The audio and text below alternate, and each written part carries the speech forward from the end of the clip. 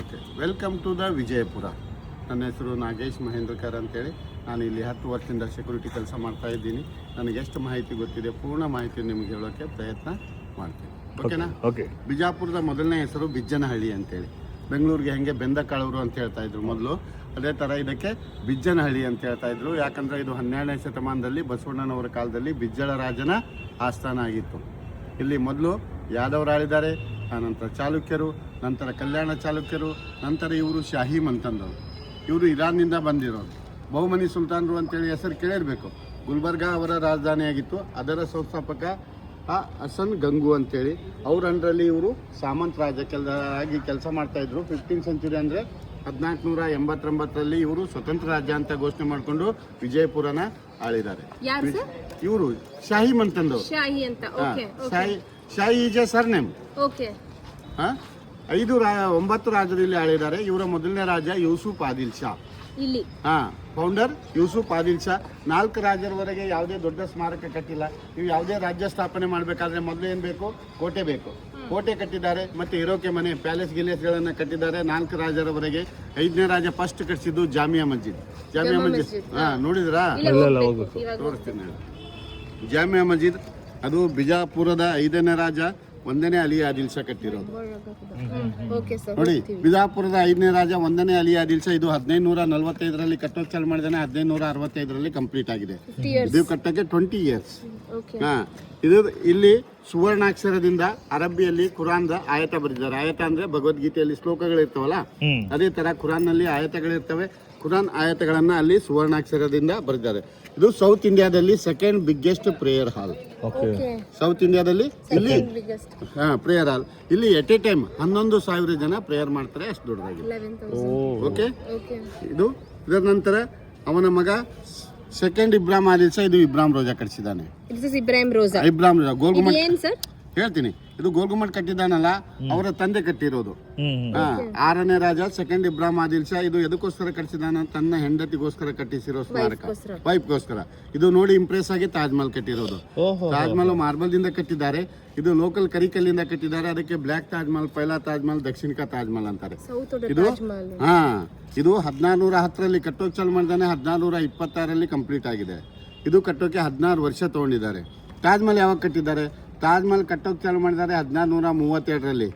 1432ರಲ್ಲಿ ಕಟ್ಟೋಕೆ ಚಾಲು ಮಾಡಿದರೆ 1454ರಲ್ಲಿ ಕಂಪ್ಲೀಟ್ ಆಗಿದೆ.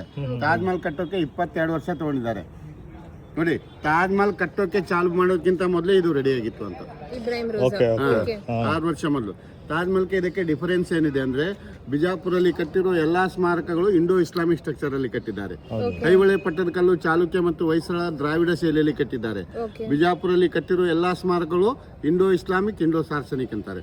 ಅಂದ್ರೆ ಹಿಂದೂ ಮತ್ತು ಮುಸ್ಲಿಂ ಸಂಸ್ಕೃತಿ ಮಿಕ್ಸ್ ಮಾಡಿ ಕಟ್ಟಿದ್ದಾರೆ.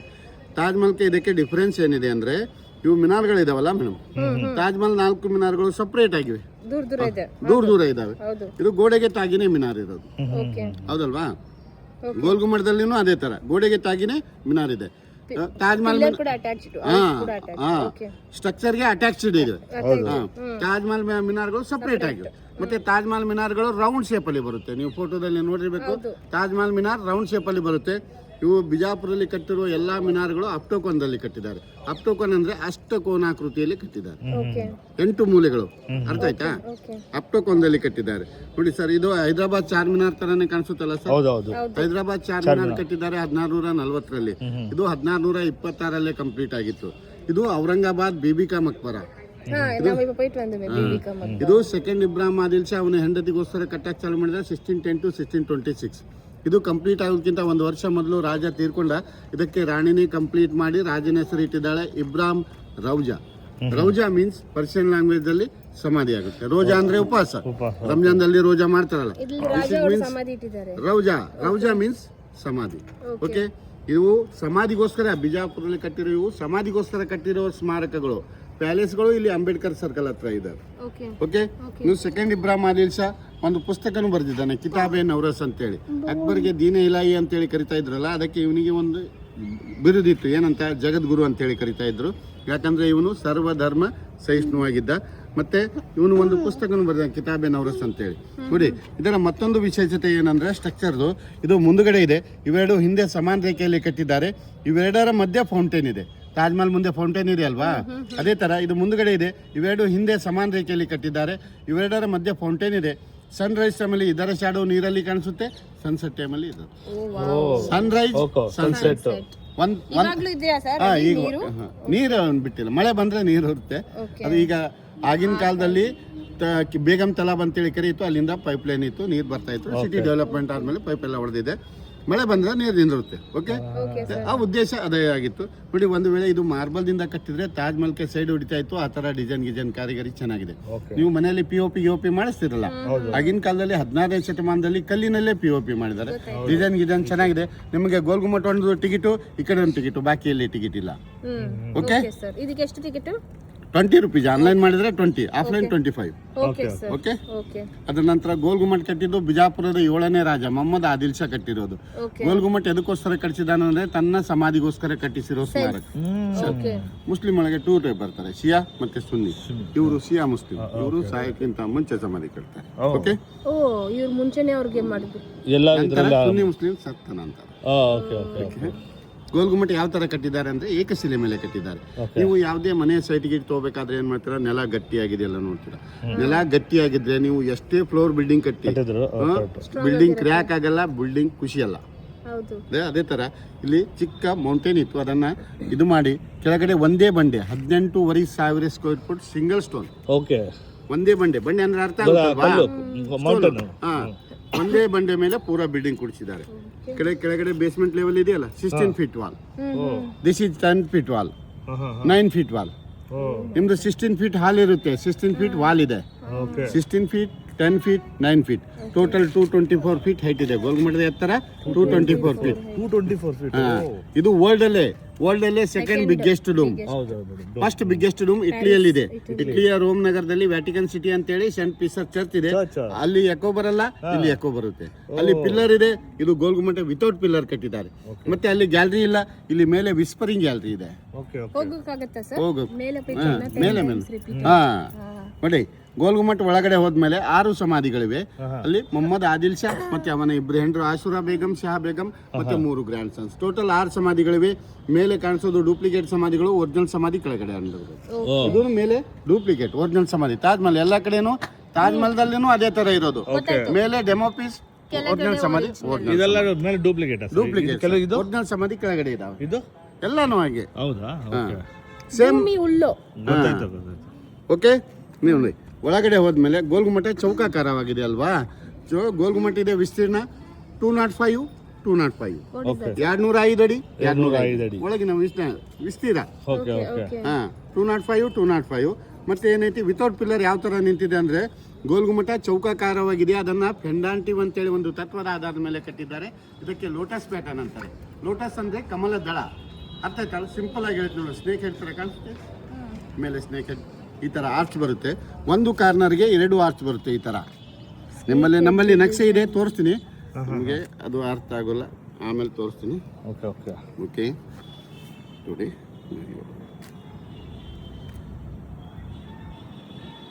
ಬ್ಯೂಟಿಫುಲ್ ಗೋಲ್ ಗುಂಬಸ್. ಇಬ್ರಾಹಿಂ ಮೇನ್ ಪ್ಲೇಸಸ್ ಗೋಲ್ ಗುಂಬಸ್. ಈ ಆರ್ಚ್ ಮೇಲೆ 8 ಆರ್ಚ್ ಮೇಲೆ, ಆರ್ಚ್ ವೇಟು ಗೋಡೆ ಮೇಲೆ, ಗೋಡೆ ವೇಟು ನೆಲದಾಗ ಈ ತರ ಡಿವೈಡ್ ಮಾಡಿದ್ದಾರೆ. ಇಲ್ಲಿ ನೋಡಿ, ಇದು ಇಟ್ಟವ್ರೆ. ಇದು ಬೇಸ್ಮೆಂಟು.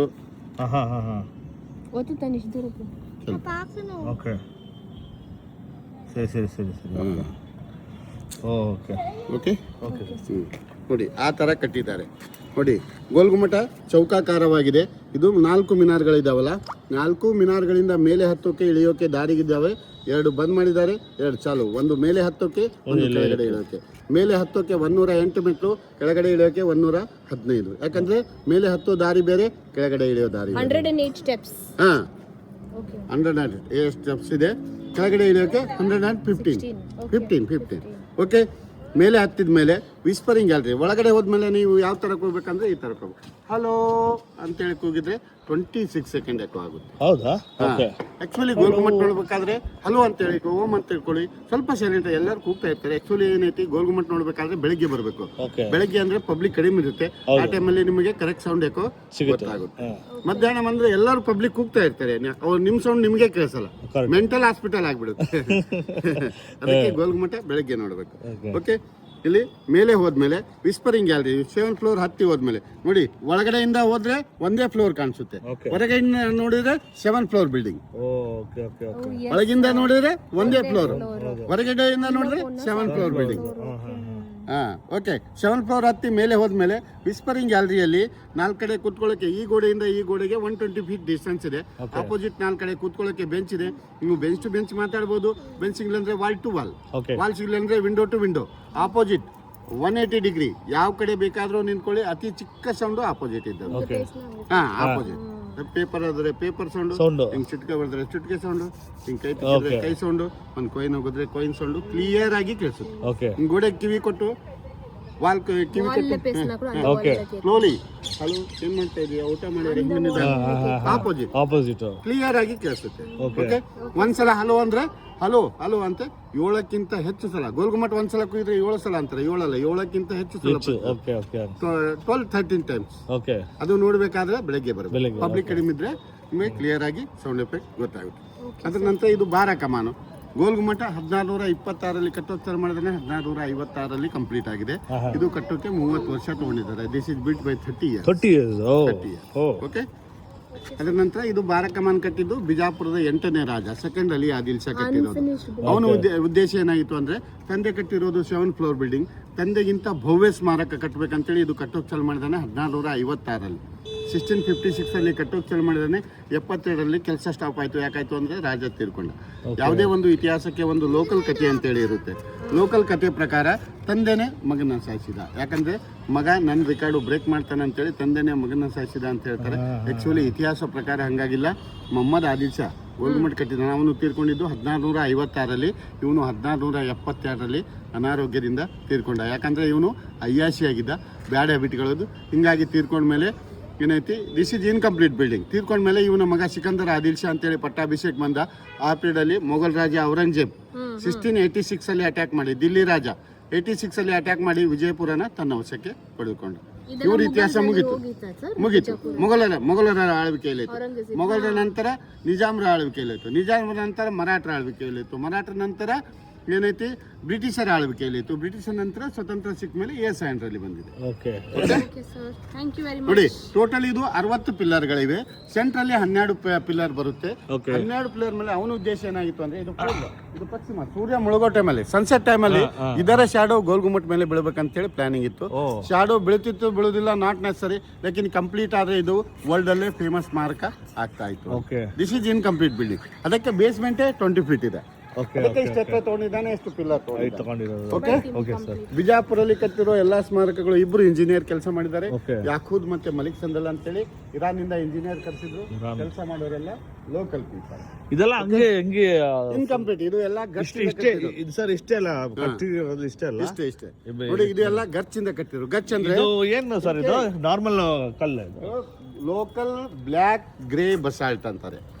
ಲೋಕಲ್ ಕಲ್ಲು ಇದು ಇರ್ತಲ್ಲ, ಇದಕ್ಕೆ ಗಚ್ ಅಂತಾರೆ. ಗಚ್ ಅಂದ್ರೆ ಉಸುಕು, ಸುಣ್ಣ, ಬೆಲ್ಲ, ರೌಸರ, ನಾರು, ತತ್ತಿ, ಅಂಟಳಕಾಯಿ ಮತ್ತೆ ಕೆಲವೊಂದು ಐಟಮ್ ಹಾಕಿ ಗಾಣದಲ್ಲಿ ರುಬ್ಬಿ ಅದನ್ನ ಪೇಸ್ಟ್ ಮಾಡಿ ಯೂಸ್ ಮಾಡ್ತಾರೆ. ಅದಕ್ಕೆ ಆಯಸ್ಸು ಜಾಸ್ತಿ. 400 years ಆದ್ರೂ ಇನ್ನುವರೆಗೆ ಏನಾಗಿಲ್ಲ. ಇದು ಸರ್ ಇದು two main places we have to see is Ibrahim Sahir Rosa and Gol Gumbaz. Gol Gumbaz. Okay. 2 ಕಡೆ ನಿಮ್ಗೆ ಟಿಕೆಟ್ ಇದೆ, ಬಾಕಿ ಎಲ್ಲಿ ಟಿಕೆಟ್